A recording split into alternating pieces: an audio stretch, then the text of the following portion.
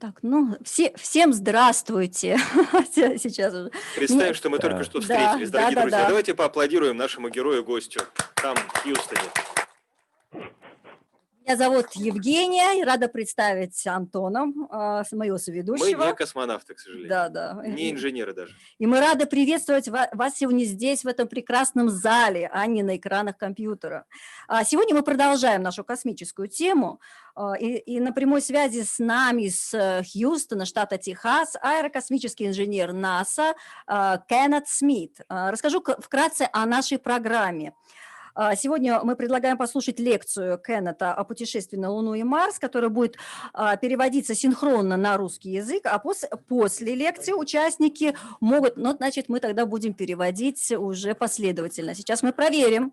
Вот. А после лекции участники могут задать вопрос лично спикеру. Предварительно мы просим, конечно, вас поднять руку. Вот. 3 лучших вопроса будут отмечены подарками от нашего соорганизатора Американского центра в Москве и, конечно же, ГПНТБ «Суран». В общем, ребята, готовьтесь, мы будем вам ассистировать. Как только у вас возникнет вопрос после лекции, поднимайте руку, а мы обязательно вас активируем. И, в общем, ваш вопрос пойдет по проводам, потечет. Я еще несколько слов добавлю о биографии Кеннета Уэйна Смита-младшего, аэрокосмического инженера НАСА. Он был включен в престижный рейтинг Forbes в 2017 году, в список Aviation Week в 2018, за его работу в SpaceX и NASA. Вы видели, какой он молодой, какой он активный, музыкант, красавец. Человек, который, в общем, на полную катушку трудился и на территории Советского Союза, бывшего, нынешней России. Совсем недавно он работал в планетарии, вы тоже об этом уже услышали. Он работал над разработкой и анализом корабля Dragon Crew, специализировался он на динамике и восприимчивости к ветровым колебаниям. И вот в 2018 году, 3 года назад, он был назван самым молодым космическим лидером. Работал экспертом в различных группах на глобальном аэрокосмическом саммите в Абу-Даби. Короче говоря, у него огромное количество красивых, значительных таких красивых, отличительных особенностей. Его информационно-пропагандистская работа с общественностью охватила весь мир. Он работал в консорциумах космических грантов НАСА в качестве лектора-наставника для детей всех возрастов по всей территории США. Он основал команду разработчиков ракет, Акронаутс называется, которая получила награду за участие в сообществе.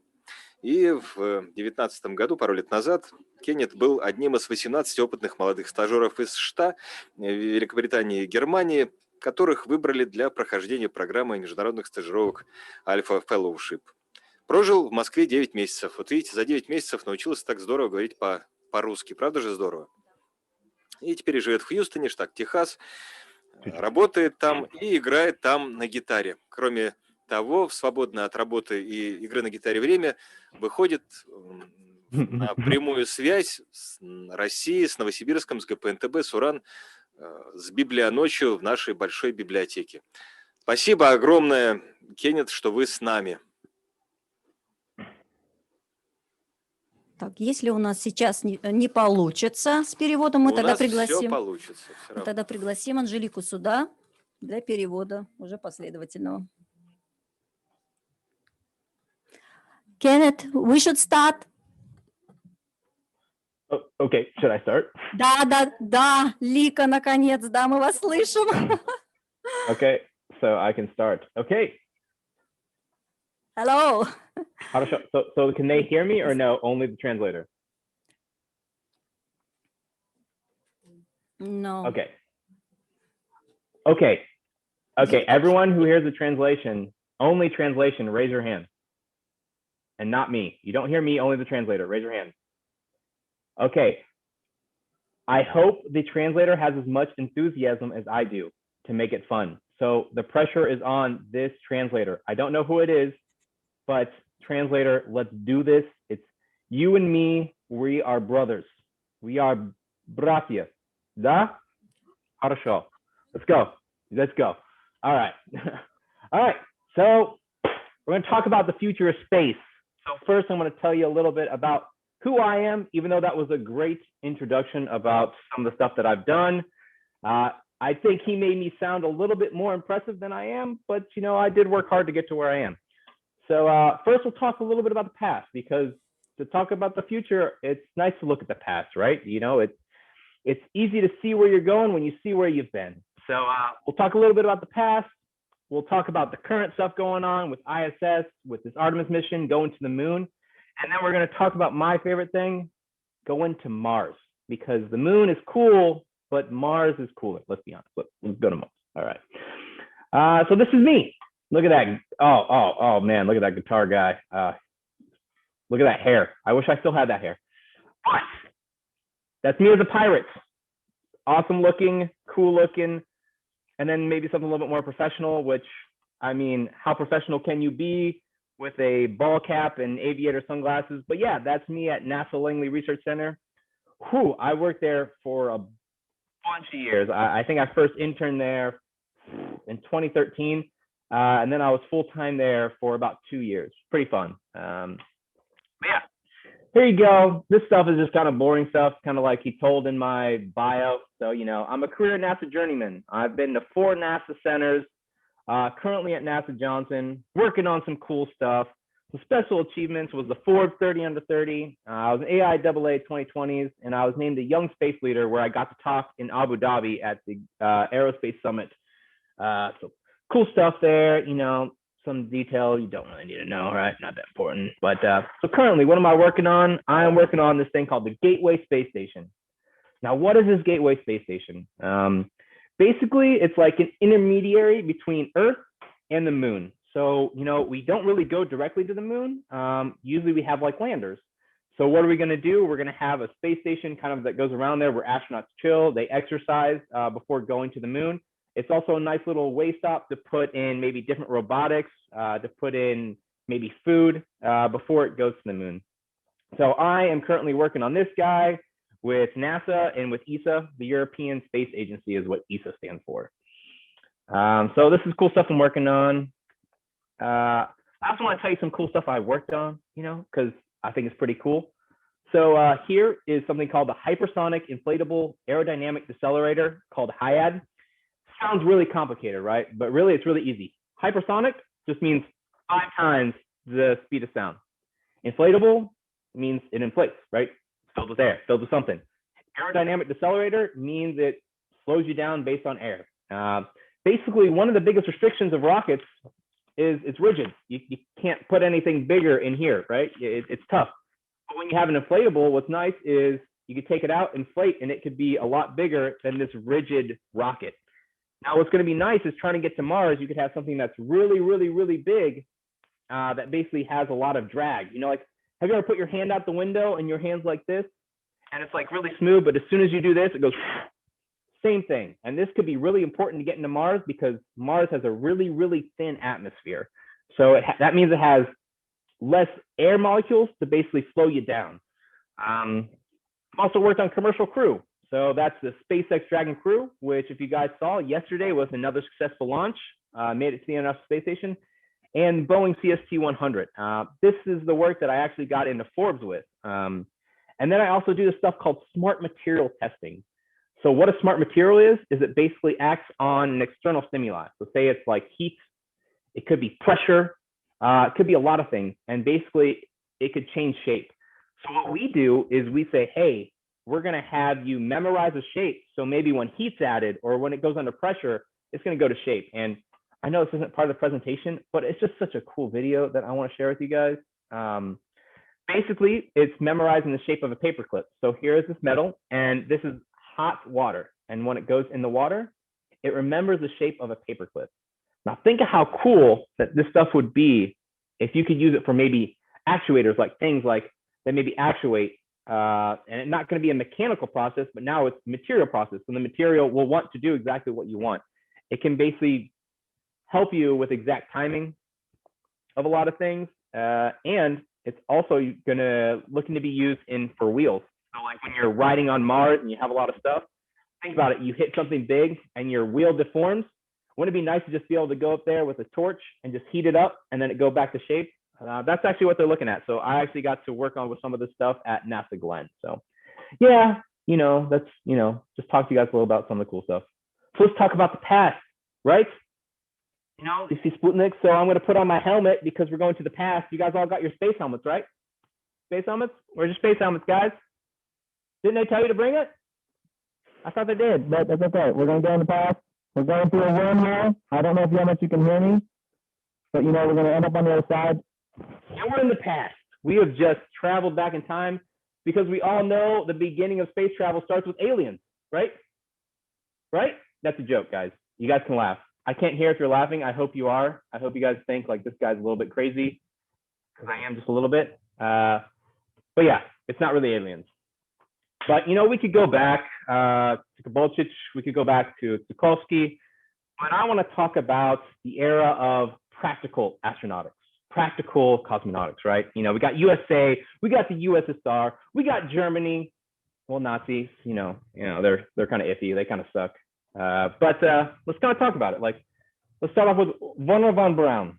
This guy, like, he made the V2 rocket, like one of the first applications for rocket technology. And one of his famous quotes was, "I aim for the moon, but sometimes I hit London," which is a little depressing. But, you know, he was a Nazi, he says, not by choice, but basically because where he was, and to basically push his scientific work further, he had to be a Nazi. So he kind of just said, okay, I'm a Nazi if you help me fund my research. So a little sad here, but Wernher von Braun was the guy who came up with the whole schematic. He was our Korolev. So he was NASA's Korolev to get to the moon. So, but let's go into the next guy, Moychuvak. I hope he says Moychuvak, and he says it with a lot of enthusiasm, but Korolev, that's right. Sergei Pavlovich Korolev, October 4th, 1957. Sputnik was launched, and it was a great day for Russia, for the USSR, and as much as we hate it, it was a big deal for the world. Korolev pushed this. He wasn't, there was people like von Braun in the US trying to say, hey, we need to get stuff into space. It's going to be the future, but people didn't listen.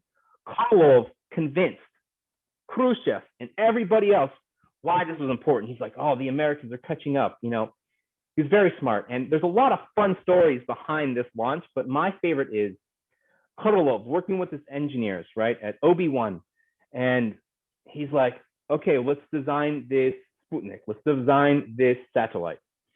And people come up with him with different designs, you know, maybe like the shape of like a normal satellite today. And he's like, no, niet. And the reason being, like they come to him, they finally ask, like, what is wrong with these designs? And he says, it's not round. And he was smart. He was a tactician. He understood politics better than politicians. He says, I want it round. So as it goes around the world, the sun is always shining down. So when it goes over the US, they know that we got there first. Very smart guy. Korolev, Moychuvak, cool dude.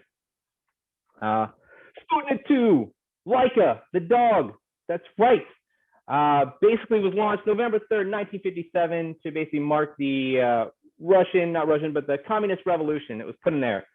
But because it was so soon after Sputnik, they didn't take the necessary precautions. So, you know, Laika passed away, and I like to talk about Laika because when I was in Russia, I always heard about Belka i Strelka, the best. But I have a soft spot in my heart for Laika, right? It's a dog that, you know, gave her life to kind of push people forward. So I talk about Laika in these presentations because, you know, it's a big leap and because I love dogs. I hope you love dogs too. But then finally, the US gets into the game. It's 1958. They're a year late. They're like, oh, well, let's launch this Explorer 1. You know, they've had a lot of launches that didn't work, but now they got one in. So the race has now begun, all right? But in 1961, Yuri, my dude, becomes the first man in space, Vostok 1. And happy 60th anniversary. I'm sure you all celebrated. I'm sure you all had fun. I had fun. I wore my Yuri shirt. I probably should be wearing it now. I don't know why I'm not, but I'm not. I'm sorry. I'll go put it on if you guys want me to. You know, you guys got to give me a minute. You know, I got to find it. But yeah, so there's a lot of fun facts behind this, but I know my time is short and I want you guys to be able to ask questions. So let's keep going. So, you know, we got the video here, which I think you've all heard millions of times. Let's just hear him say, Поехали. I'm sure he said it. Not sure if you guys can hear it. Can you guys hear the sound? Do you guys hear the sound? Yes or no? Up for yes. Do you hear the sound? I'm assuming that means yes. I don't know if they hear the sound. Hopefully they do, but if not, that's okay. Oh yeah, let's do this. So this starts an era of competition, right? We had espionage, we had technology intelligence, people spying on people trying to get ahead of each other, and yet we talked about free space. What is free space? So free space is like, we're going to go to space, but we're not going to make it military. We're not going to militarize it. We're just going to do it for a competition, nothing of the sorts, right? It's supposed to be free. It's supposed to be friendly, but we all know that's not true, right?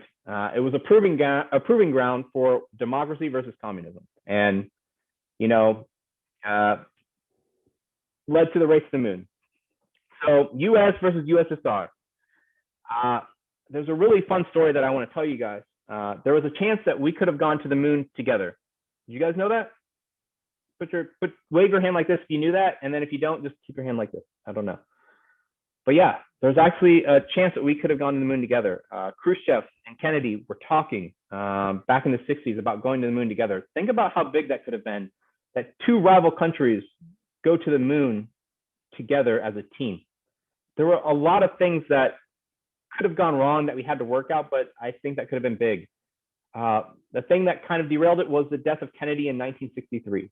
So now what does that mean? We got the Saturn V versus the N1.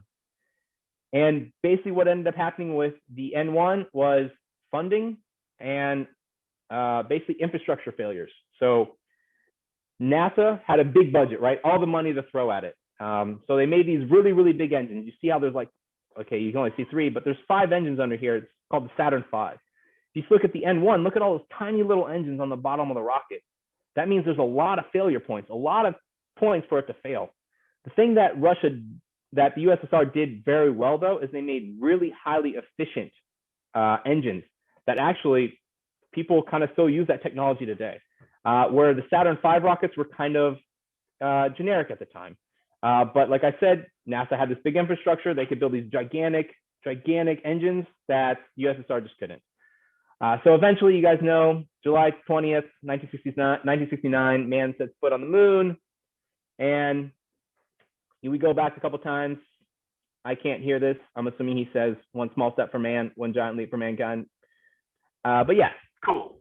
But then after that, we never went back to the moon, right? We made it, we shifted, right? The competition was over. So now we go into this new era. And it's this new era of cooperation. You, me, what's going on in the political world? It was gone, right? It wasn't gone, but it was in space. It was different. So over here, you have the shuttle Mir. It was great. And then my favorite is Apollo Soyuz, or as you guys would probably say, Soyuz Apollo. You have Alexei Leonov, Tom Stafford. Those two shook hands in space and became friends forever. They say when you're in space, like your differences are so minute, it means nothing, right? You look down on space, you look and see like we're all just kind of a part of this world. And then you know what we did after that? We came together and we made the biggest international collaboration in history. And we made the ISS and we came together. And it's really sad for me to say that this thing's probably ending in 2024, 2025. Things are in disarray. Things need repaired. Difficult. So we'll see what happens after that. But just think of how far we come to being enemies to kind of still working together, even though down here on Earth, we're still, I wouldn't say we're best friends, but I'm best friends with you guys, but our politics are a little bit different. So let's talk about the now. Let's see what we're doing now. The race back to the moon. We are going to the moon, but this time, hopefully it's going to be for good, right? We spent so much time just trying to get to the moon, trying to do some things that we didn't make it to where we could reliably go all the time, right? It wasn't consistent. So you have the USA, ESA, and others, and Russia has kind of teamed up with China. So again, it's a race. We're going to be facing off against each other. Of course, hopefully this time it's a little bit different though, because this time I think we've seen that we're a global community, right? We've seen that things can go wrong.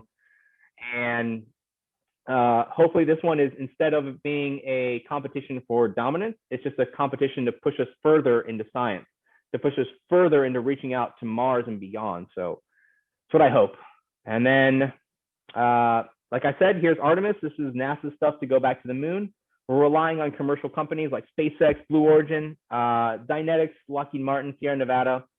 And you also have the Gateway Space Station, which I talked a little bit about you guys earlier, but, you know, hopefully this will be, you know, what we do. You know, we live there and we could say, yeah, we live on the moon now. We have habitats there. It'd be really cool.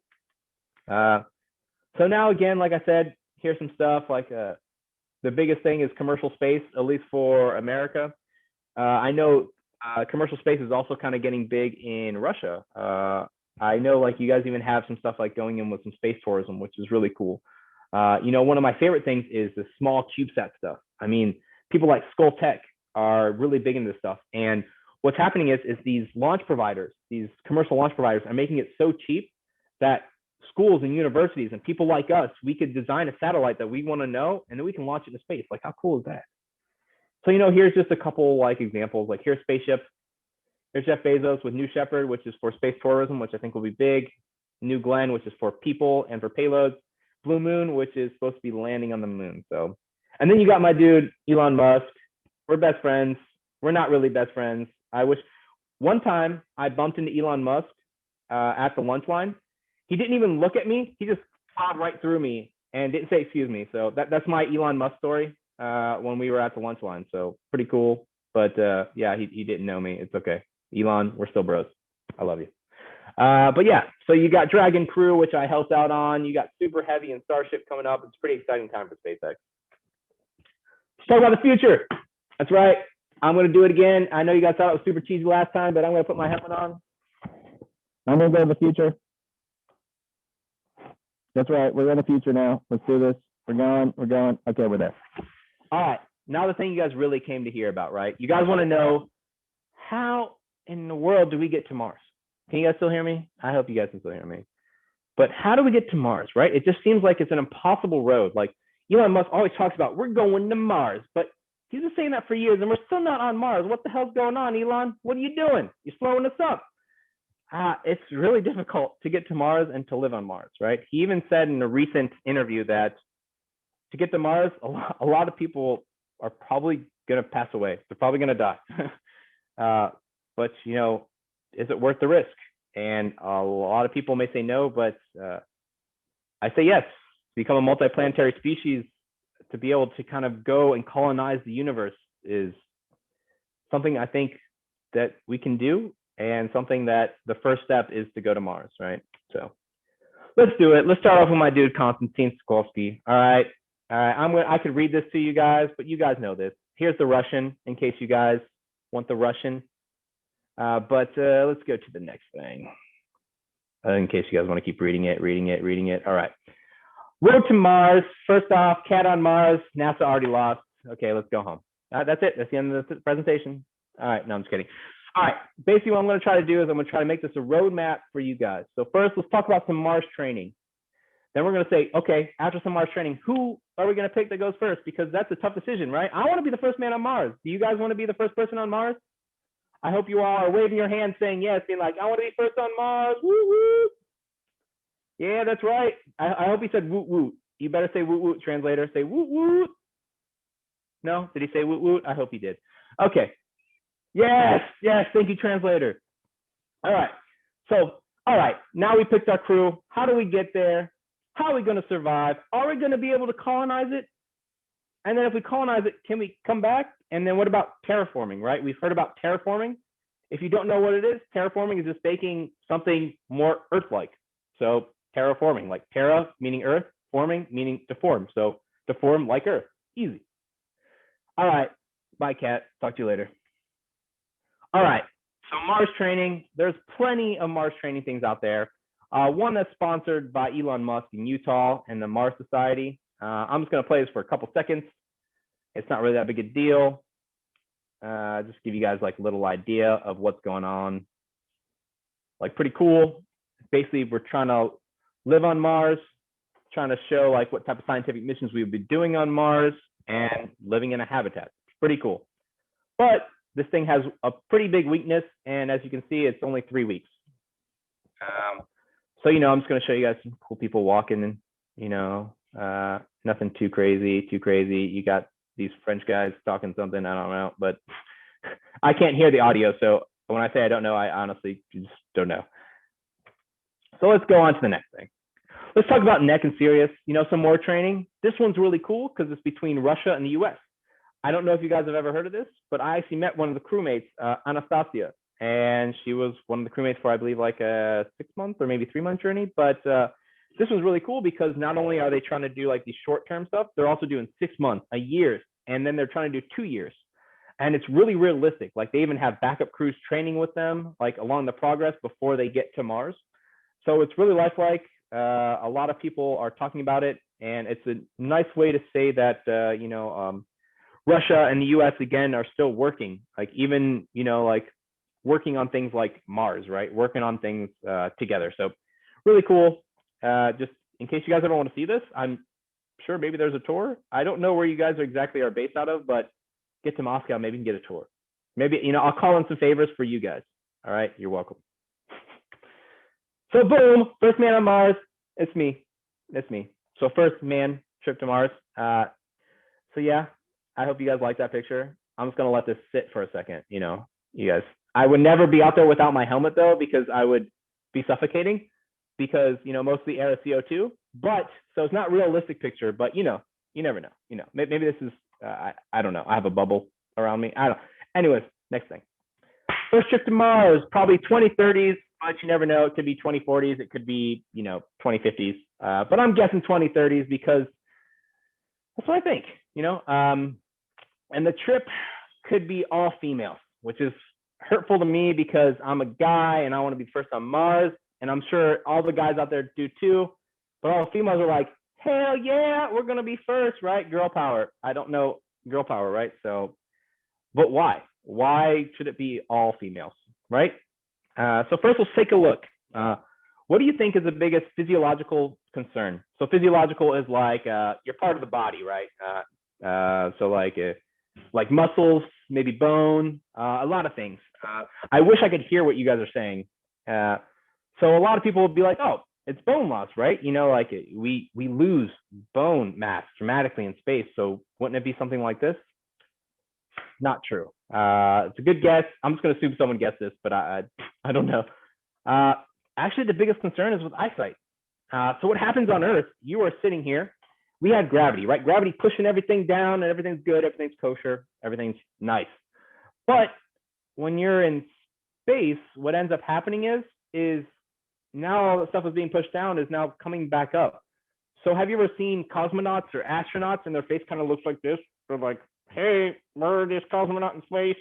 We are talking to people. It's because their blood is actually rushing to their face. It's actually rushing to their head. And that also accounts for there's something called cerebral spinal fluid. I don't know if you're going to be able to translate that, but if you are, I'm impressed. Oh, nice. Basically what ends up happening is now you have this pressure built up in your head and it pushes against your eyes, the back of your eyes, and it could change the shape of your eyes, causing eyesight impairment, which is not good, right? We don't want people on Mars seeing the picture on the right. So several male astronauts, about 20%, have confirmed vision problems, and sometimes it's permanent. But no woman has ever experienced this. We don't know why that is, but they're saying, well, we want someone to go to Mars and we want them to be able to see what they're doing, right? It's pretty important. Now, there are some knocks against women. So they are more prone to motion sickness when they first hit 0G, but that subsides. Easy, check mark, that's fine. They're also more prone to something called urinary tract infections, but you can take medicine for that. It should be fine. And a big one is they're twice the risk of radiation-induced cancer than men are. But we're going to be in space a long time if we're trying to get to Mars. So this problem has to be solved either way. So sorry, guys, women looks like they're first. All right, we lost. It's okay. We'll catch up. We'll catch up. I'm here. So why females? Because it costs less money. That's what it's about, right? I love this GIF. I hope y'all like it too. But you have recycled air, water, and a lot of that stuff we need to bring the food with us. And that's a lot of weight. And the biggest thing also about women is they eat half the calories of men despite the same physical activity. So basically they're more efficient at using the calories that they digest. So that could possibly save for a mission to Mars $0.5 to $5 billion, which is about 1% of the mission budget, which you don't think is a lot, but that's a lot of money. I will take $5 billion, please. But yeah. All right, we got our crew. We got them trained. So now, how do we get to Mars, right? So every 2 years, Mars. Let me check my time. If there's ever like, if I'm going over too fast or if I'm taking too long, just kind of do this and be like, yo, we're almost done. But I just want you guys to be appreciative of a lot of this stuff that goes into getting to Mars.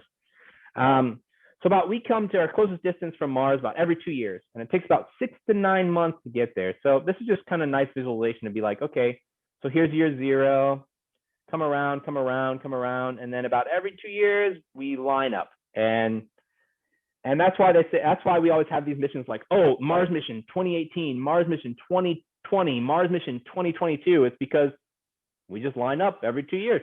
Makes sense, right? It's easier to do that than trying to go all the way around the sun to get to Mars. So, all right.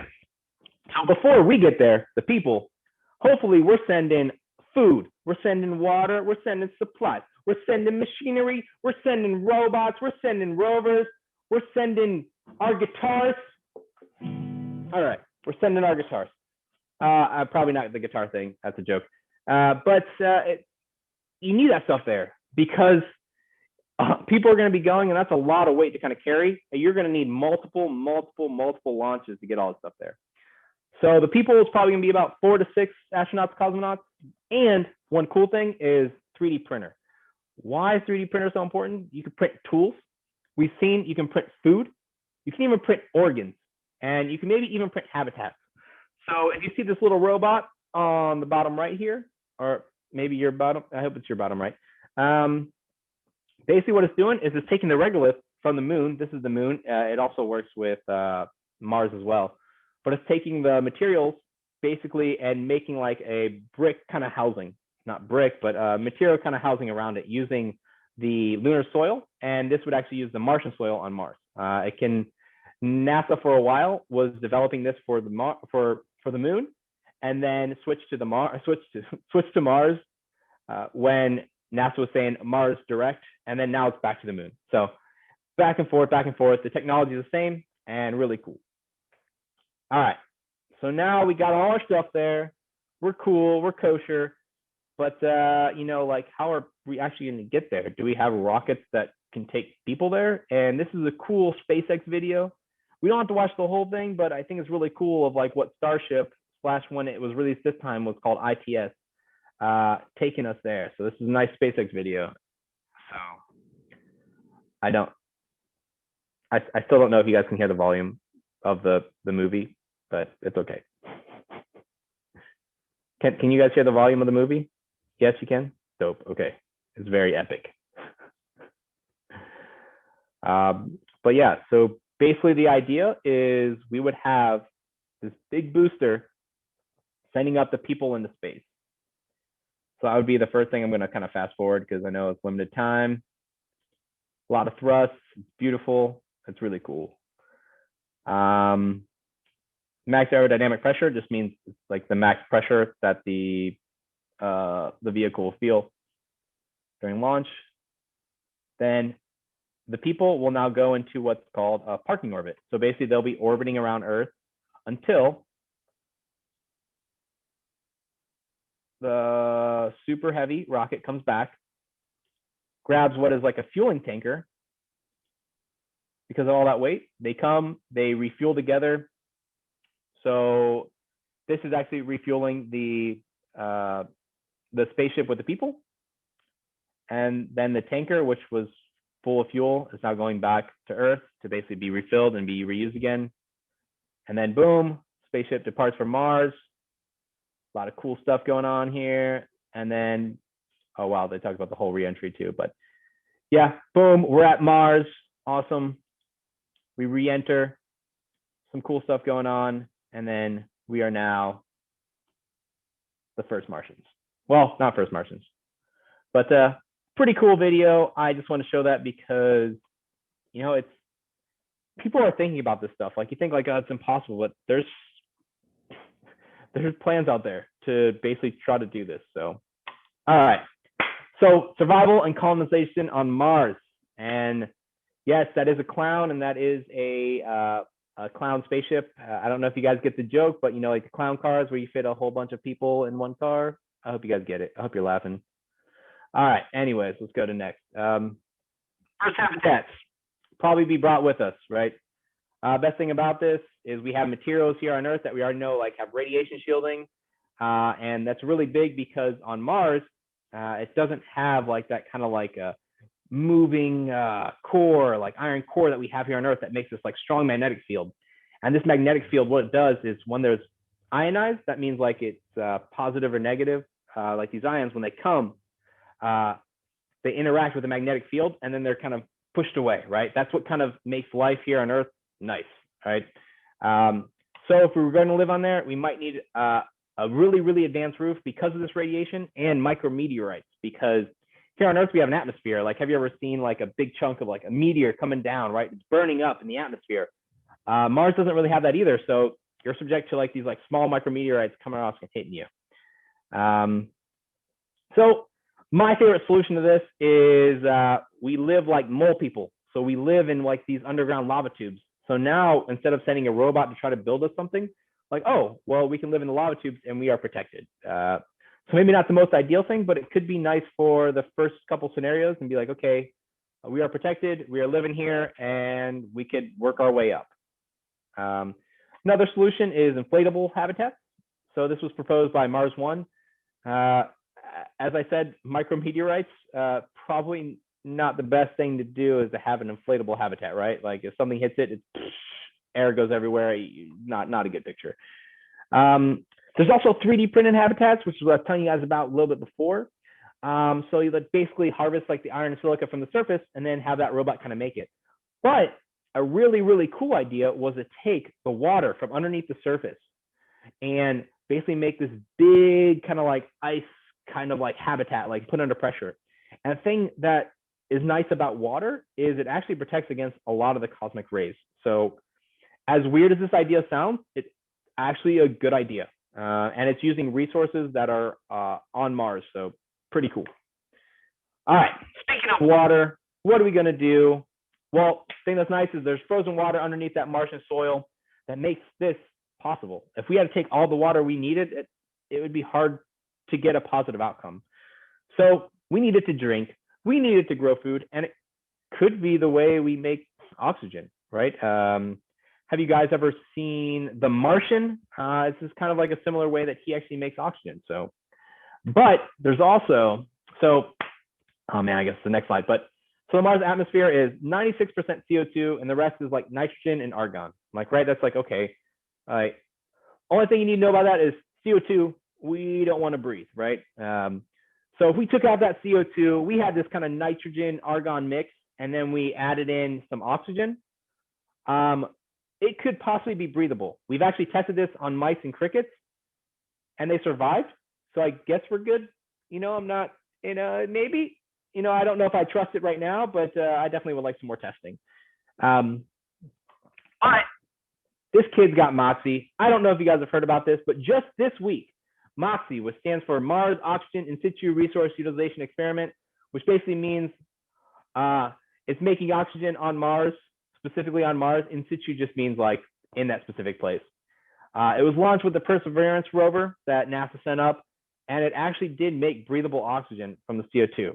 So that might be just nice one check to one of the problems. And it's about the size of a toaster, in case you guys are curious. You're like, oh, I wonder how big that is. Toaster size. Boom.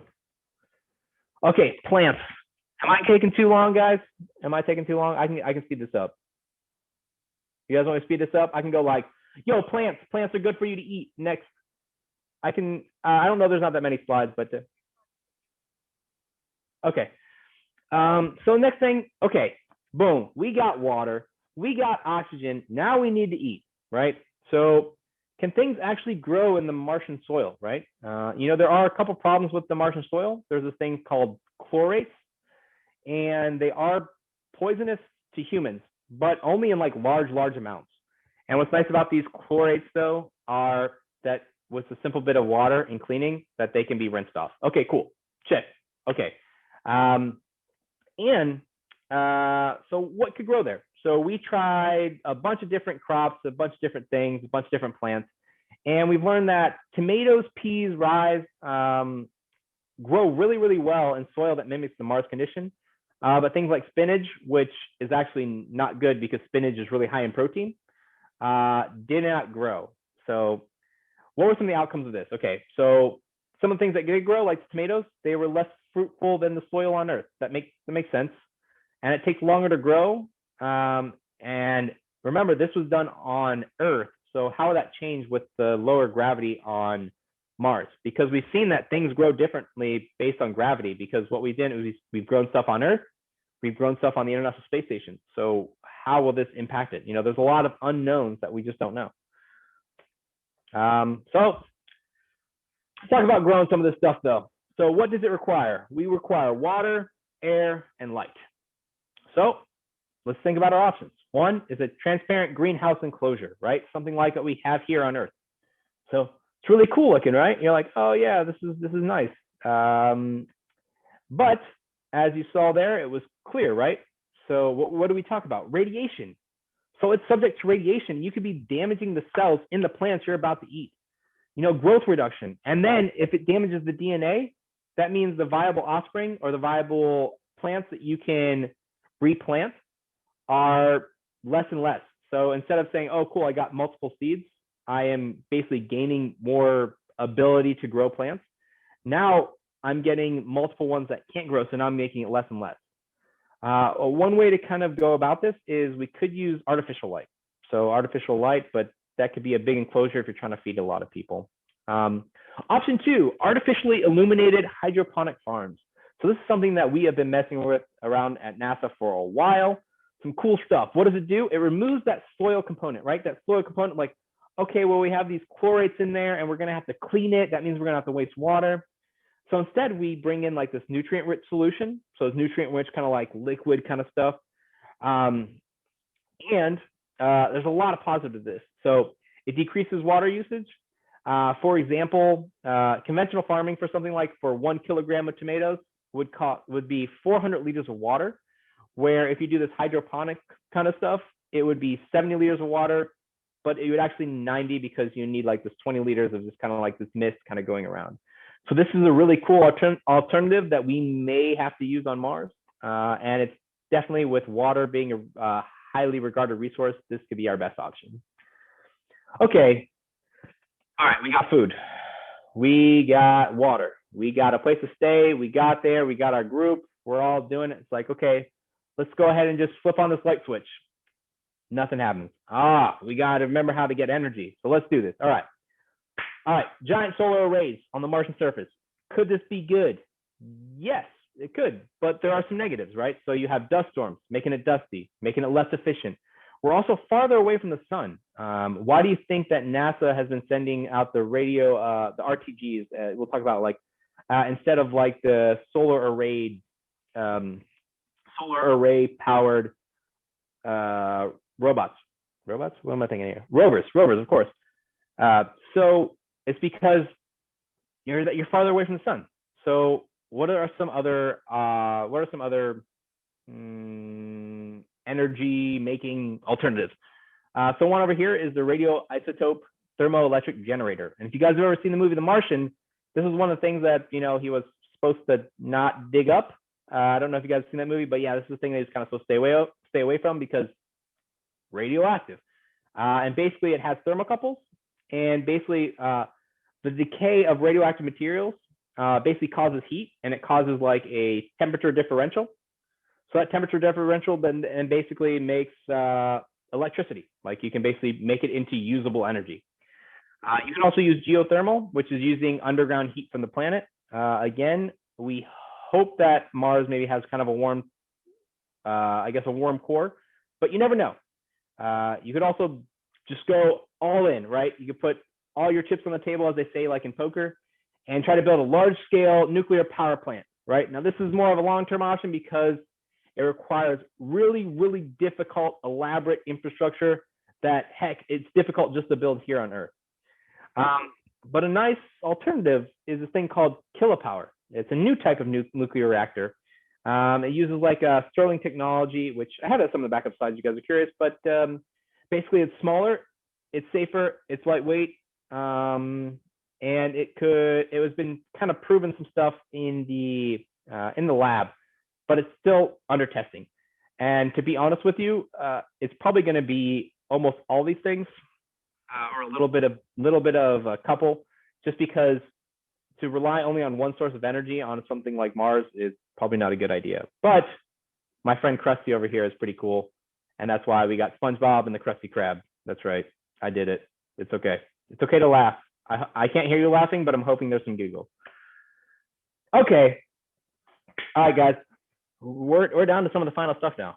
We have to take care of this gravity problem because Mars gravity is about a third of that on Earth. And we've seen that in 0G, that astronauts could lose 2% of their bone mass per month. So if you're spending, let's just say 10 months there, that could be 20% of your bone mass. That's not good. And if we're trying to make actual settlements there, we need to figure something out. So one big thing, centrifugal rings. I'm sure you guys have seen like in like the cool future movies, like when they have like the spinning spaceship, it's basically using centrifugal force to kind of like make its own gravity, to push you against something, to kind of like act like gravity. The thing is with those is you have to make them super, super big. And you know why you have to make them super big? Is because when you have the spinning force, it doesn't act like gravity. You know, like gravity, like, okay, we feel like 1G, it's really big. It's since it's like in a small area, basically it impacts each part of your body a little bit differently. So each part of your body would be feeling a little bit different gravity. That's why when you see these machines, they're super, super big. So it kind of like that gradient of gravity, I guess, that gradient is really small. So we kind of feel like it's all the same across our whole body. So we would have to have something like entire cities built on something like this. So what if we had a city built on these superconducting magnetic rails and spinning around like this on Mars? Just think about it. These are big buildings just chilling there. We got our nice farm over here. We got some green land. But remember what I said about radiation. So everyone's like, well, what about radiation? Well, guess what? Boom. Radiation, not a problem anymore. We're good. Set up. All right. So now we're there. We're on Mars. We got our spinning city. But what about getting back home, right? If you guys go to Mars, I don't know about you, but I want to get back home. So we're going to talk about getting back and some sustainability problems. So hopefully, fuel for return will already be sent, but there are some people who are trying to figure out like types of fuels that we can actually get from Mars, basically methane, get some of the methane gas and be able to kind of create the fuel there. And then also we'll have like these NASA robot factories, right? So like these factories mining and doing all the stuff that we need done to kind of make things more sustainable. And all this stuff would start before any of us set foot on there. Plants, of course, you know, we want to produce like water, oxygen, rocket fuel using local sources. We've talked about that. We're good. And the reason we want to do that, though, I don't know if you guys know this, is there's a thing called the 226 to 1 gear ratio.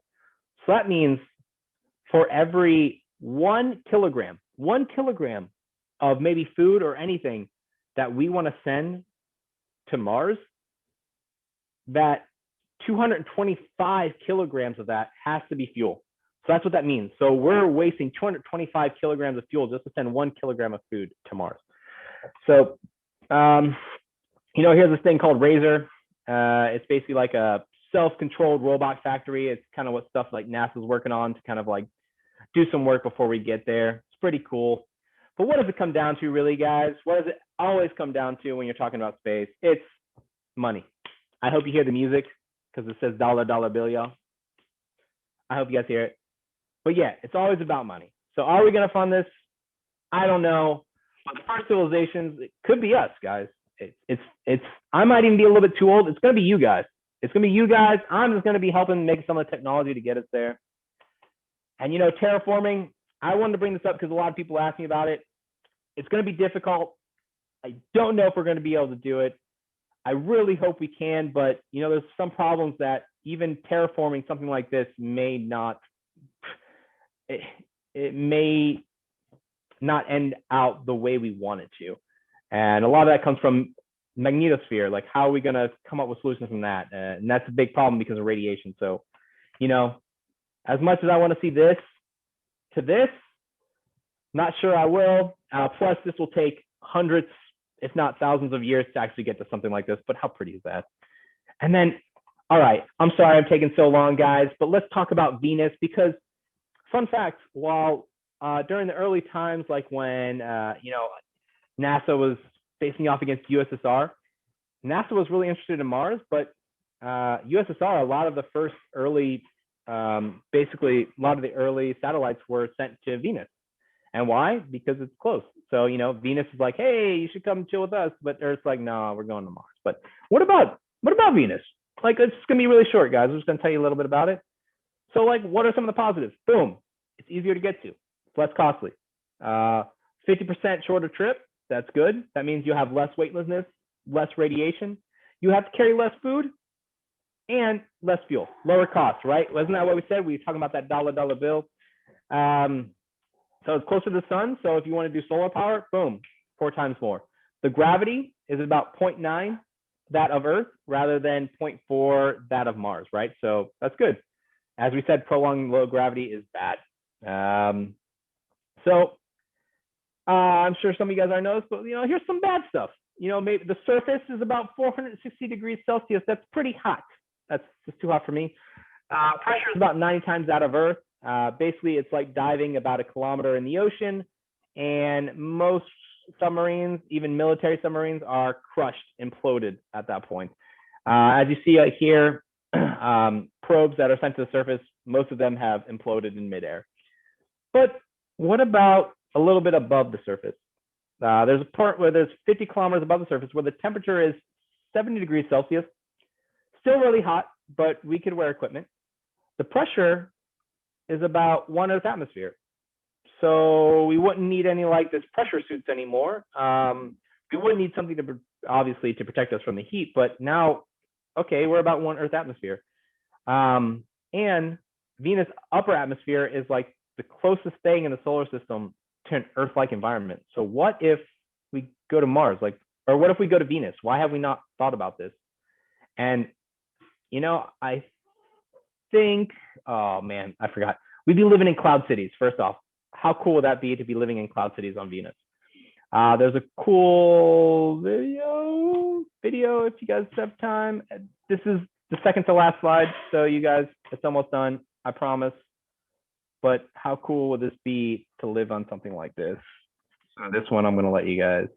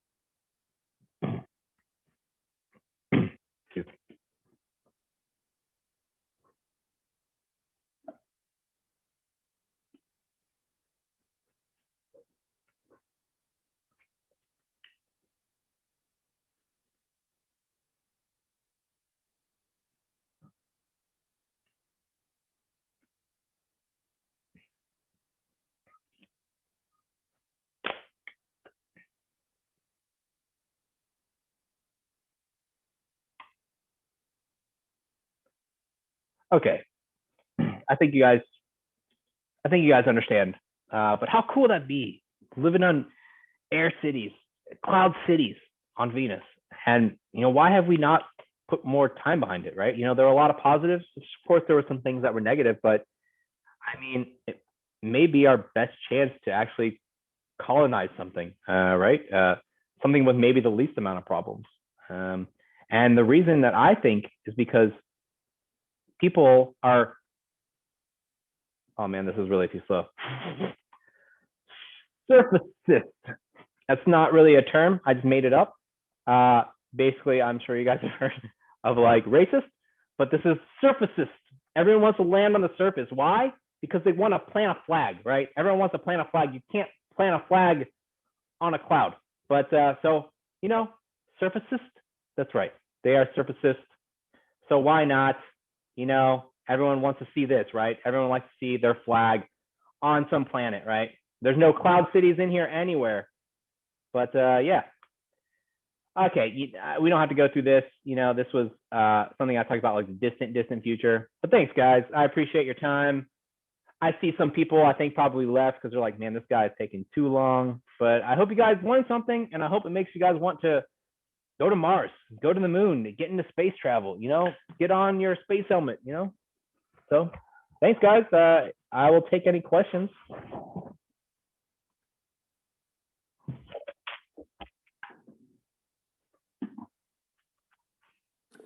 Дорогие друзья, Подходите, пожалуйста, к микрофону. у меня есть микрофон. На английском, на русском? Нет, на русском, да, конечно. На русском. Микрофон. Добрый день. Я помню одно время... Так, он не включен? Он включен. Включен. Ага. Году, с 2007 по 2015 активно исследовались тихоходки. Насколько я помню, они waterbursts называются по-английски. Вот, даже было куча сериалов про них снято, куча всяких там мемов. Вот как сейчас обстоит с этим ситуация? Выживут ли тихоходки на Марсе, как считаете? И помогут ли нам они его колонизировать? Лика, слышен был вопрос? Can you actually re-say that? Sorry, it was...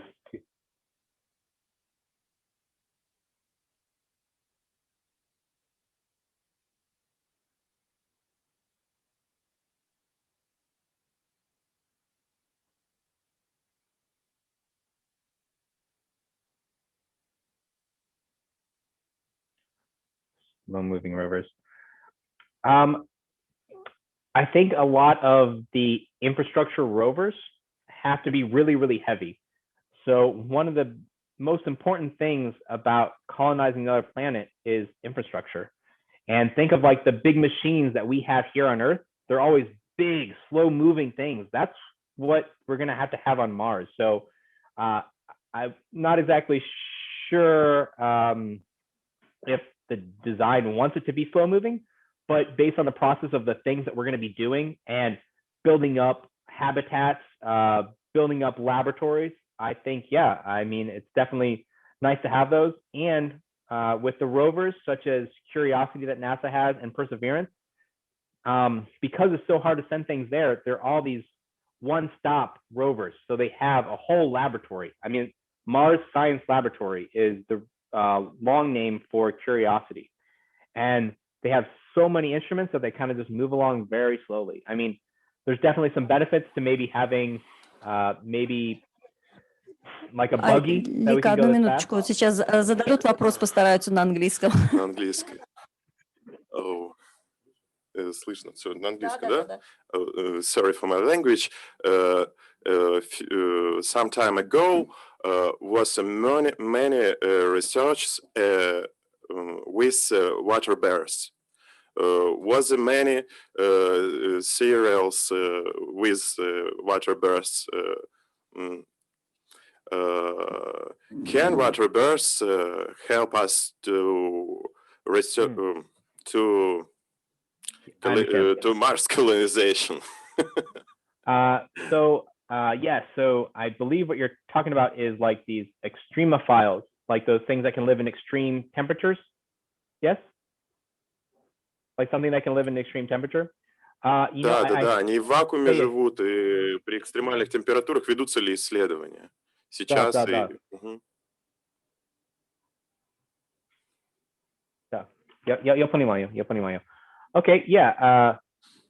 I honestly think that the water kind of bears that you're talking about, the reason that we're doing this research is to see if life can survive outside our kind of comfort zone. I don't think it's going to really play into a role to us surviving because it's a total kind of different species. But I think it does play a role into maybe what if we go to, I'm sure you guys have heard of like Europa or Enceladus, like these big ice planets. They're very, very cold. But what if like something could live off like something really, really cold, but live off geothermal heat, right? That's what a lot of the stuff on Earth in the deeper, lower depths of the ocean do. So I think it's less of a question being like, how do these help astronauts, cosmonauts, and more of the question like, is there life out there? Can life survive on other planets and other moons? I think that's the big thing. Does that help answer your question?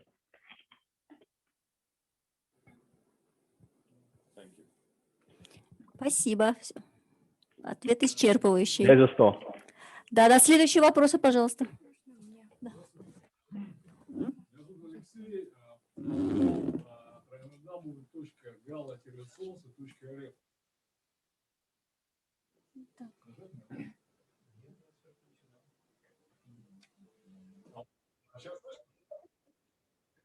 Да, сейчас повторят. Слышно вам сейчас? Так, наверное, нам нужно попросить вас подойти.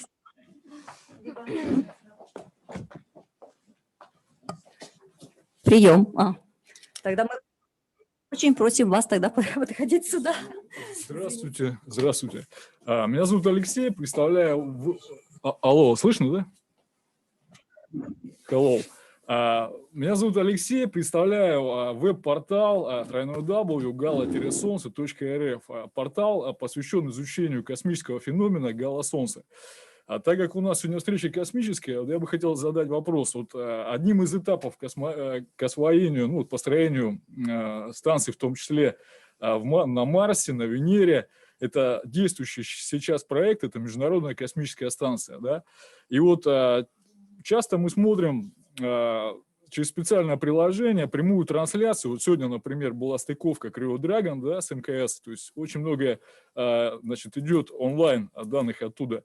И веб-камеру, которую установили американские астронавты на поверхности МКС, часто мы видим на рассвете и закате явление гало-солнца. То есть когда на рассвете вокруг Солнца мы хорошо видим кольцо, крест, два луча по поляризации и 4 мини-солнца в точках пересечения, лучей и кольца. А вопрос в чем? Как вы считаете, как специалисты НАСА, все-таки у вас передовое агентство, земные наблюдения гало-солнца, то, что мы видим здесь на Земле, как правило, это то же самое явление, да? Вокруг Солнца либо мы видим кольцо, либо частично это кольцо, либо мы видим окрест, два луча. Как вы считаете, это одно и то же явление, или все-таки здесь, как пишут в Википедии, это оптическая иллюзия, вызванная кристаллами льда, да? А в космосе то, что мы видим с орбиты МКС, это нечто иное. Наше мнение, оно, конечно, субъективное, ваше профессиональное, что это одно и то же явление. То есть, как считаете? То есть, насколько достоверная картинка с веб-камеры МКС? Лика, вы уловили, да, смысл вопроса? Спасибо.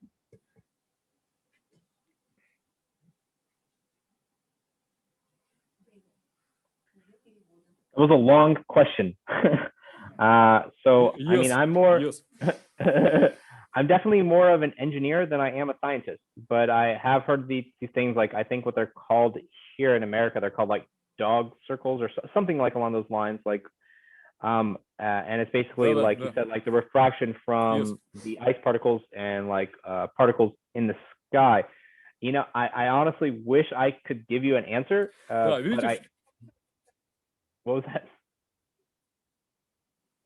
I wish I could give you an Если answer сейчас of... ответа нет, я бы хотел, чтобы НАСА об этом подумала, потому что здесь, на Земле, считать, что это отражение в кристаллах льда. Но почему мы тогда это видим в космосе с орбитой МКС, понимаете?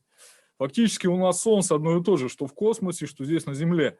Это одно и то же физическое явление. Просто здесь мы видим это космическое явление при определенных атмосферных условиях, да?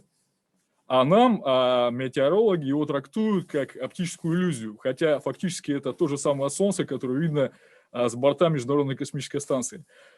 Спасибо за ответ. Thanks a lot.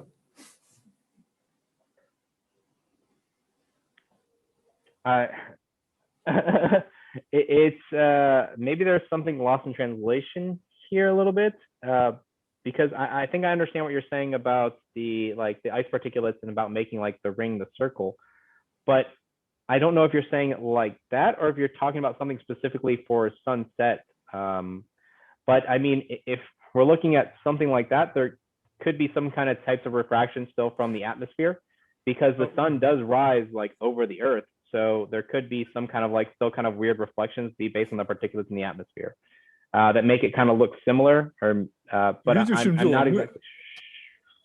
Да, я завершаю, да. Видите, в чем дело? Мы видим это явление с орбиты Международной космической станции на рассвете и закате, вероятно, потому что мощность излучения солнечного света, она очень маленькая. В дальнейшем, когда Солнце поднимается над Землей, вот эта мощность излучения, она засвечивает картинку, да, и мы не видим от того, что видно на рассвете и закате.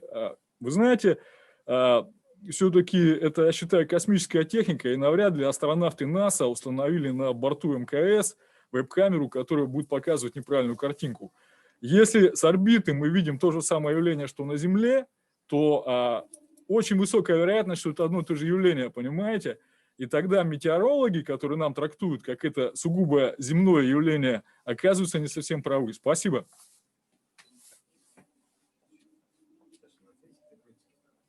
Спасибо большое.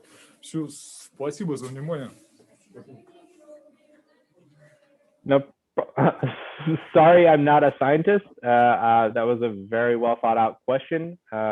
Like I said, I'm more on the engineering side, so where I'm kind of building stuff, designing things, like doing analysis, not really sitting there saying, well, how does this kind of work in the space kind of science?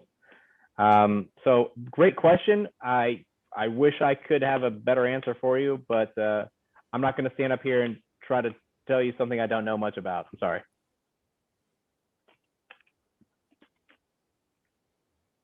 But хороший вопрос.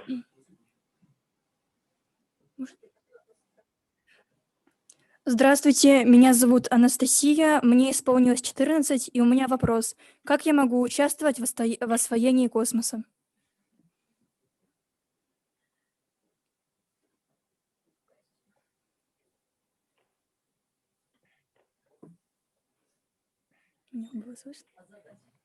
Yes, great question. Conquering space. I hope you actually use that term, conquering space. At 14, there's actually a lot of stuff that you don't think you can do, but you actually can do. Here in the States, we actually have something called Hunch, which is an outreach stuff that actually has high school students building stuff for the International Space Station. So for you, I'm not sure there's a program in Russia, but there might be. But if not, what's really cool, like I was saying before, is there's something called like small satellites, cube satellites. They're really, really small. Maybe they'll be in space like a week or two. So how about if you really want to get involved, maybe look into some space stuff that maybe you think that you can answer, making a really, really small satellite, and maybe get your whole high school or maybe work with like a team of like college students to maybe build your own small satellite. Because what's really cool is NASA and a lot of other companies are putting out things like for schools and for people to learn, for you to launch your satellite and launch it for free. So what I would say is find a problem that you want to solve, one single problem, right? That's what it starts with. And then how would you, putting a satellite into space, answer that problem? So you have a problem, you fix that problem, you come up with your own design, you work with people. If you don't know the technology, that's okay. You can talk to college students. like I said, when I worked at Skulltech, a lot of people there are willing to help all the time. So maybe you're like, hey, I have this idea. Can you help me put it together? You can make a cool proposal and then send it off to maybe NASA or maybe some of the other companies, maybe like SpaceX, someone putting out funding and be like, hey, I have this idea to answer this problem. This is how I'm going to answer this problem. And they'll be like, here's some funding. And then you can get some funding and then launch your stuff. And maybe you don't get funding. Maybe you're like, oh, dang it, I didn't get it. But what if you build some prototypes? You start building something small. And then have you ever seen those 0G planes, like the ones that kind of do this? So maybe find a problem that's maybe less radiation intensive and more about what microgravity or 0G does. And then a cheaper alternative would be to talk to some of these companies and be like, hey, I have this proposal to test blah, blah, blah in 0G. It'd be really cool to fly on your plane. And there's a lot of programs out there that say, hey, you should definitely get involved in this. So that's probably my biggest thing is find a problem that you think you can answer. Maybe you're like, okay, well, I can't really think of a problem, Kenneth. Like, what can I do? It's like, okay, the biggest thing that would help me that I think can help a lot of students is getting into programming and learning to program some stuff. Why? Because everyone needs programmers. And even like some of those college students that are maybe making some of those CubeSats, like at Skulltech. I'm just saying Skulltech a lot because I was there, you know, shout out to Skulltech. And you'd be like, hey, you know, I've been trying to practice programming. Can I help you? And then you can kind of start helping them with some of the aerospace stuff and see what you need to learn. Maybe you have like some of the computer skills and then you can kind of see what you need to learn. And then you become more knowledgeable about space. You become more knowledgeable about the problem. And then you can then create a problem of yourself that you can answer. And that's probably some of the best stuff. Talk to people, network, ask them questions, ask them, be like, hey, is there a problem that you think I can solve on Mars or whatever? You know, it's pretty hard because I'm specifically working on a big project like Gateway. So my advice is kind of broader. But I think перед тем, как я извиняюсь, перед тем, как зададут следующий вопрос, Кеннет, можем мы вас попросить закрыть презентацию? Мы очень хотим вас увидеть. Oh yeah, I guess I could do that. Yeah, you guys don't like this picture of me over here, or what about this one? I'm kidding. It's a joke. It's a joke. Шутка. Потому что мы сейчас вас не видим. Мы видим только вашу презентацию. I'm here. Я здесь. У меня еще один вопрос. Как нейронные сети участвуют в освоении космоса?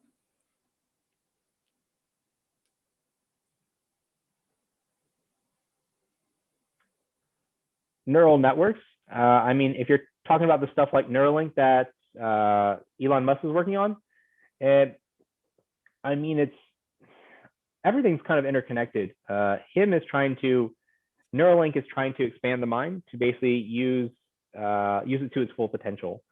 If you guys are talking about something more like Starlink, something like that is kind of similar, right? You're using a cluster of satellites to achieve a single goal. And that's something that's really important. So right now, he's using a cluster of satellites to give internet to people here on Earth. And how that could basically be beneficial to maybe going to the moon and Mars is we're not going to have these nice way stations to basically say, okay, well, I'm going to get on the Wi-Fi. We're going to need these clusters of satellites. So the cluster of satellites here are probably going to be used on other planets as well. So I hope that was kind of your question. Should I look at some of these questions over here on the right? I didn't actually see them. There's some questions that were written in the chat, sorry. Да, следующий вопрос у нас, но он будет озвучен. Good question. Хороший вопрос. Здравствуйте, меня зовут Ева. Я недавно начала интересоваться космосом и, получается, Вселенной. И у меня есть теоретический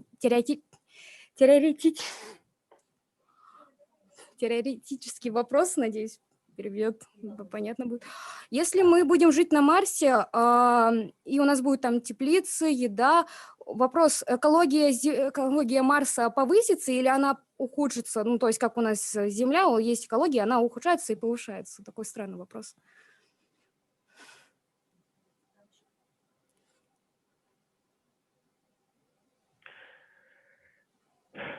Well, it's definitely, if we start manufacturing and stuff like that, basically what we're doing is we're, I guess you could say, polluting Mars. And you know what pollution does here? It makes stuff warmer. And what is Mars? It's very, very cold. And actually, if we start releasing some of this CO2 that's like trapped in on Mars surface that's frozen, right? Frozen CO2. It actually is an idea to warm up the planet. Like there's something that's, there's a couple ideas, right? Have you guys ever heard of Nuke Mars? If you haven't, they're basically talking about nuking the polar ice caps to like let go all that carbon dioxide to basically warm up the planet, right? You know, you hear about like greenhouse gases here. Here it's a bad thing. Here on Earth, we're at a nice harmonious level. If we go to Venus, that is basically global warming on steroids. That's not good. That's not what we want to see. And then we see how deficient it can be on Mars, right? So we have these three kind of phases. We're like, okay, Venus, obviously bad. Earth, perfect. And then Mars needs some more. And something that we're good at is polluting the atmosphere, right? So think about it. If we can start building factories and stuff like that, we're actually going to be making it more conditioned to what we want to do and how we want to live, warming it up. So actually polluting Mars is something that could lead us to terraforming Mars. I hope that answers your question. Good question.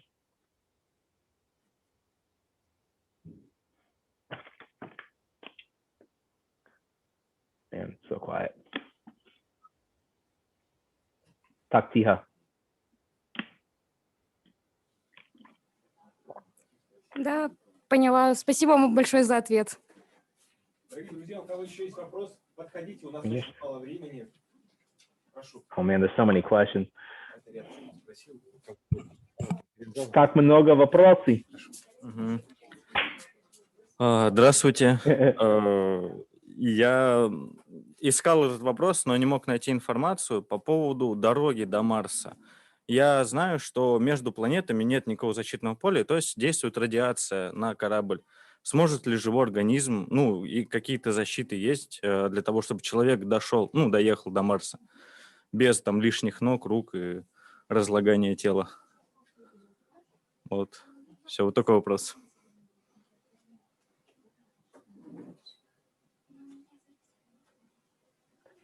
Well, that's a great problem. And to be honest with you, we're still trying to solve that problem. But I think one of the biggest things that, I wouldn't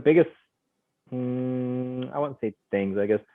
One of the things that I believe is very promising, something that I think can answer the problem is water, right? Water is the answer. Remember how I told you how like some of these ice sheets that actually protect against like ionized radiation?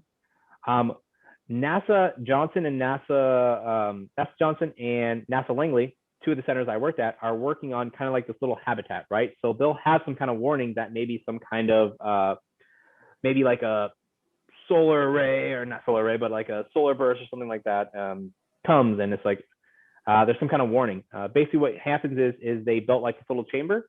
This little chamber basically fills up with water around you, and you can sit in there for like 30 minutes and then come out when it's safe. Now about cosmic rays are a little bit tough because they're unpredictable. We can kind of understand like so cosmic rays are something coming from the cosmos, something like out there, and then the solar rays are coming from the sun, so they're more predictable. We can kind of see that, but cosmic rays are kind of unpredictable. You have things like lead, but it's heavy. So NASA and a lot of different companies are trying to figure out what is the lightest, best protection against some of these cosmic rays. And right now, like I said, the water idea is really cool against like the solar rays, but that's still a question. I don't want to go there with my leg falling off either. And they're saying that possibly you could make one trip and one trip back. You'd definitely be overexposed, but maybe you wouldn't have anything, like you wouldn't have cancer. That's always a good thing. But yeah, that's a question that's still up in the air, man. Maybe you're gonna solve it.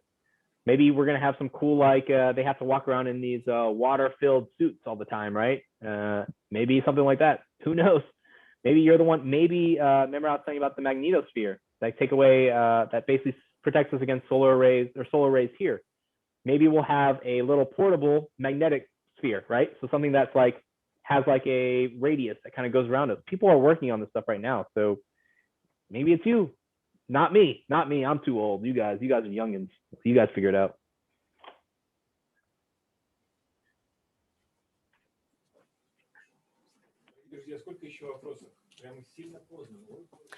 Здравствуйте, меня зовут Алла. У меня вопрос про Международную космическую станцию. Вы рассказывали, что в отсутствии гравитации на организм космонавтов, организм космонавтов, он испытывает определенные неудобства, и это плохо влияет на здоровье людей. Как вы считаете, в каком году смогут создать космическую станцию, где будет искусственная гравитация, и какая страна сможет это сделать? Спасибо.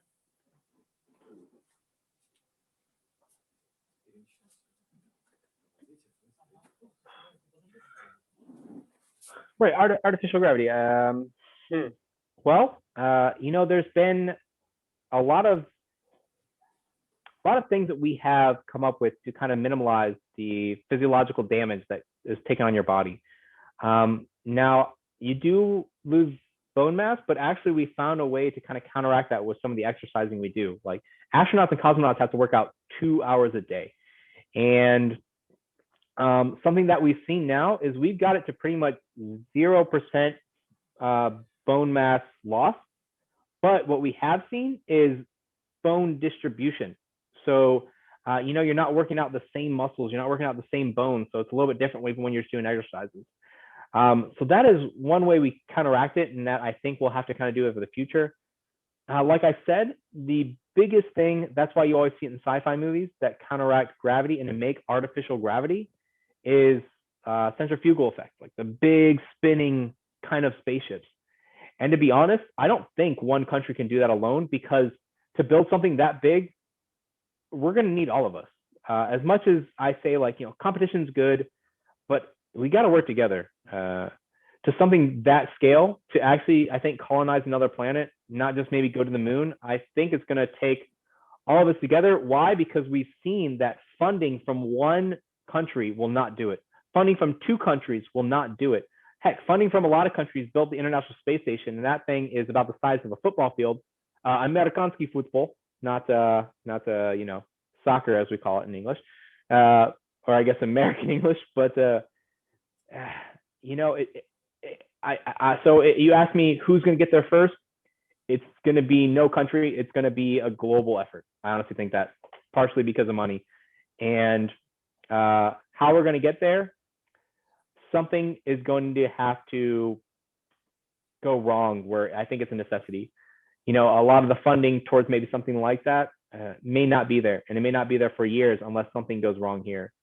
I think, for example, something like the coronavirus, I hate saying it because it sucks, but it's humanized us, right? We're all on the same level. Like people in USA, people in Russia, we're the same. Like we're dealing with the same problems. We have a family to care about. We're dealing with something, and but it was like this big, massive overhaul because it affected everybody. And honestly, if we're going to get to that level, I think something massive is going to have to happen, or something massive is going to have to be like, okay, well, how can we have world peace? Maybe we'll have world peace because we'll have a world-defining space project, which would be really dope. And I don't know how you translate dope, but it means cool. Don't say kruta, say something more cooler than dope, translator. I hope you translate that into something cool. Or maybe dope works. I don't know. Maybe dope works in Russian. I don't know. But yeah. No, dope. Like it means cool. Like it's cool. Like it's dope. Yeah. Yeah. I hope they heard that. Кеннет, у меня такое объявление короткое. К сожалению, приходится принять волюнтаристское решение, что сейчас прозвучит последний вопрос. У нас уже очень поздно, и потихонечку библиотека закрывается. Поэтому последний вопрос, и на вас очень важная лежит ответственность, значимое такое дело, выбрать лучшие 3 заданных вопроса, включая тот, что сейчас прозвучит. Ну, разберитесь, пожалуйста. Готовы? Не очень такая тема, конечно. Ну, идите, что поделать. Прошу. I wish I do that before you start asking me questions.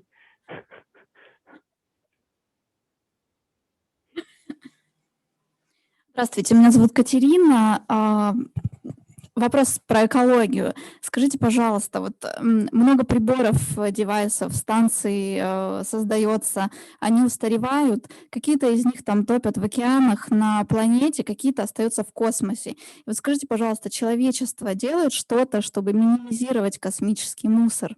И еще один короткий вопрос. Если бы завтра сказали, что возможен полет на Венеру, на Марс и на любую другую планету, но, возможно, там космонавты бы не вернулись обратно. Вы бы полетели? Спасибо большое.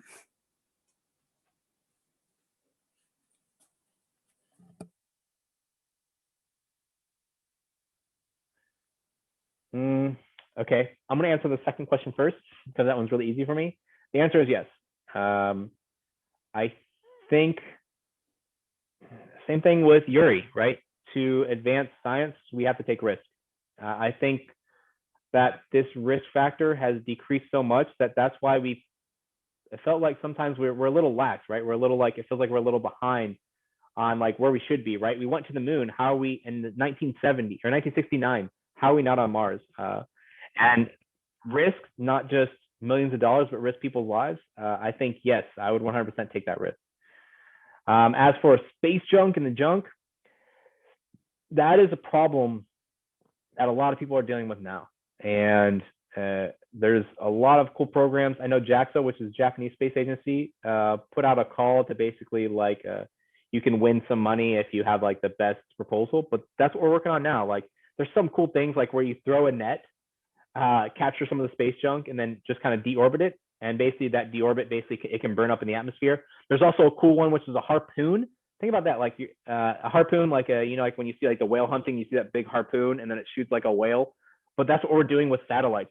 We're doing that with satellites. So it's like, and then kind of deorbit it. And it's getting dangerous and more dangerous. And, that's great, right? That's great. We talk about like some of these bigger things and that's good. But actually some of the most detrimental things are the smallest things. Like think of a bolt that starts going around. I mean, you're traveling at thousands of miles per hour to go around the Earth. Think of something that impacts the International Space Station at 1,000 miles per hour. That's this small. Think of the force that would deal just on that little tiny point. It's kind of like the same thing where you have like the bed of needles. And have you ever seen the guy like lay down in the bed of needles and it's fine, but one needle super sharp?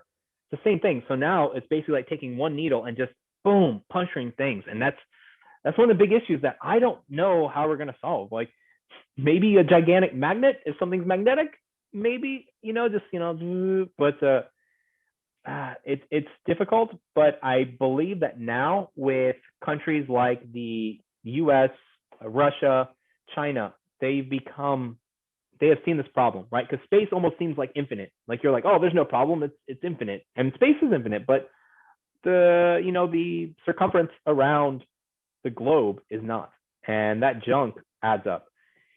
So I think now with countries realizing what they were doing, it's becoming less and less of a problem, but the junk that's already there is a gigantic problem.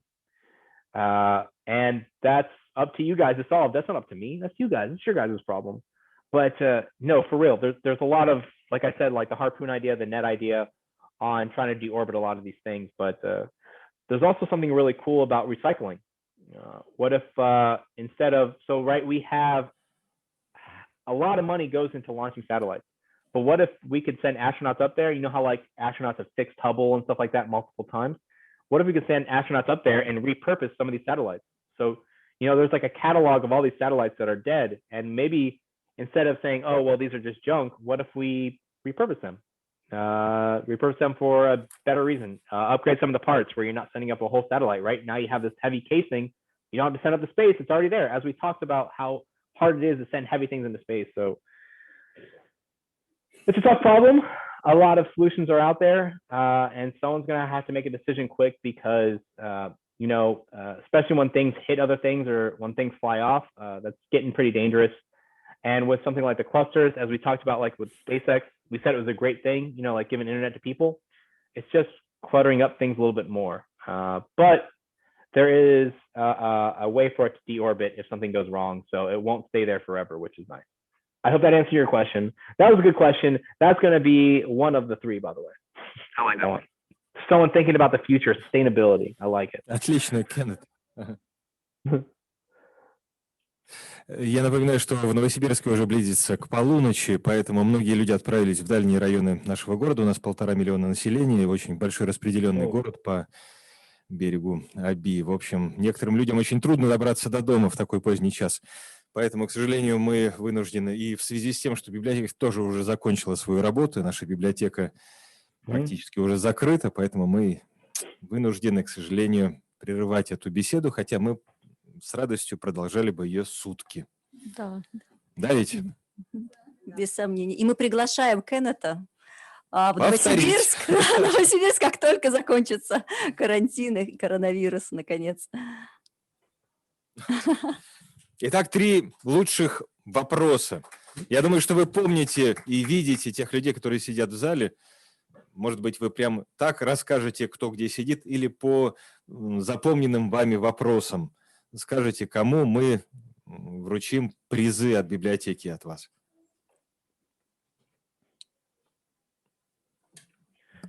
Okay. Well, I think one of them is going to go to the last question about space junk, because that is a big issue that we're kind of dealing with. So congratulations, space junk.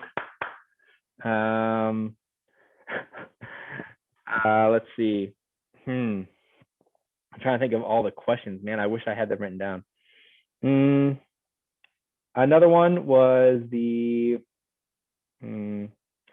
talk about radiation suppression.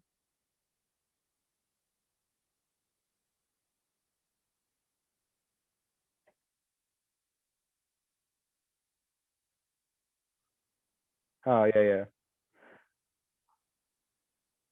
Yep. Okay, I like the environment one for environmental protection. Like how and then how I compared it to like Venus, Mars, and like how like a trash how kind of pollution kind of helps. I like that one. And then what was the other one?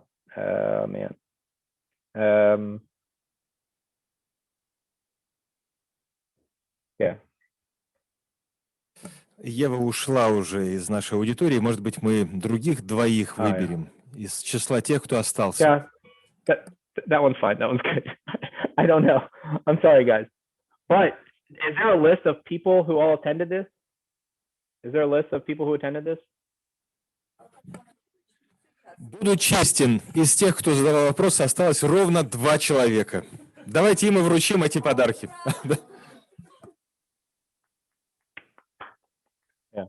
But no. But can I ask? I need to ask. Like, is there a list of the people who participated in this?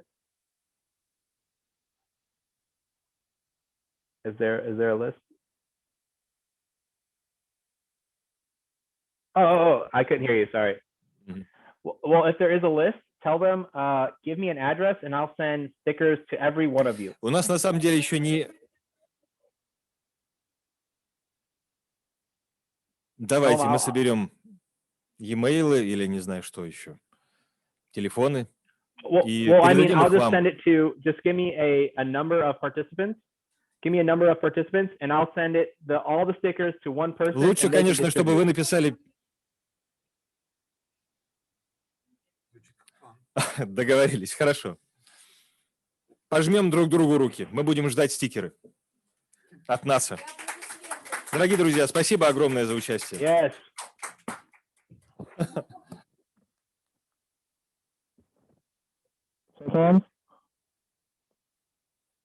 No, shake hands. Кеннет, спасибо большое за вашу прекрасную презентацию.